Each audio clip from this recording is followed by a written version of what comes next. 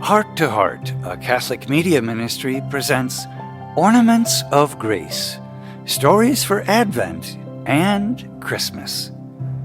Today's ornament of grace for Tuesday of the first week of Advent is Saint Andrew, Apostle and Martyr.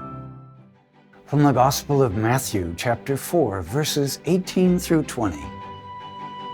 As Jesus was walking by the Sea of Galilee, he saw two brothers, Simon, who is called Peter, and his brother Andrew, casting a net into the sea. They were fishermen. He said to them, "Come after me, and I will make you fishers of men." At once they left their nets and followed him.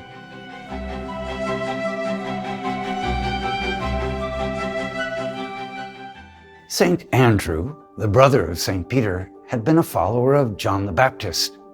So he must have already been a devout soul when Jesus called him to be an apostle. Andrew lived in Bethsaida in Galilee, as did Peter. He, like Peter, was a fisherman by trade. He was part of Jesus' beloved 12 apostles, someone intimately close to our Lord. He and his brother were the first called to follow Jesus.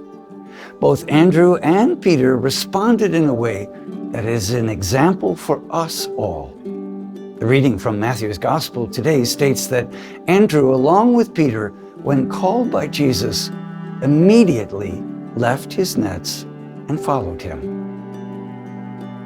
Andrew and Peter had probably learned the fishing trade from their father and grandfather as young boys.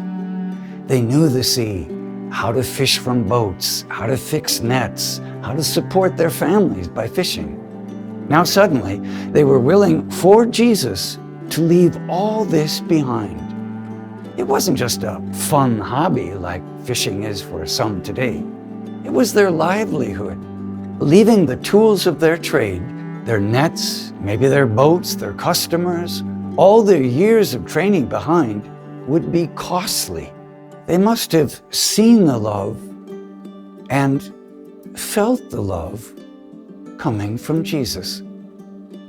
Jesus' love must have been enough for them to dare following him into an unknown future. What amazing trust! What amazing courage! Courage to follow Jesus was not just an initial step, it was a lifelong call. And Andrew answered yes to it over and over. Andrew had an open heart, open enough to receive the love Jesus was sending to him. He had a willingness to humbly learn a totally new way of being in this world at the feet of Jesus, day after day. None of this could have been easy to do, and the lessons would not be simple ones. In the end, after spreading the good news of salvation by word and example, Andrew was crucified. By example, St. Andrew shows us how the things that define us so often in this life, like wealth or learning or what we are used to doing, really mean nothing. Only love matters. St. Andrew witnessed that Jesus was born and walked among us as a man. He saw Jesus die for us. He believed in the resurrection. He had courage even in the face of persecution and death. He understood something that we all need to learn, that living with the risen Jesus forever is worth everything. Saint Andrew is today's ornament of grace.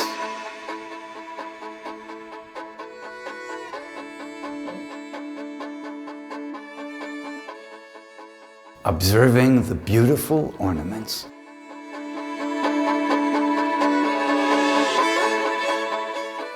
If Jesus were to ask you to give up your wealth and livelihood to follow him, could you dare to do that?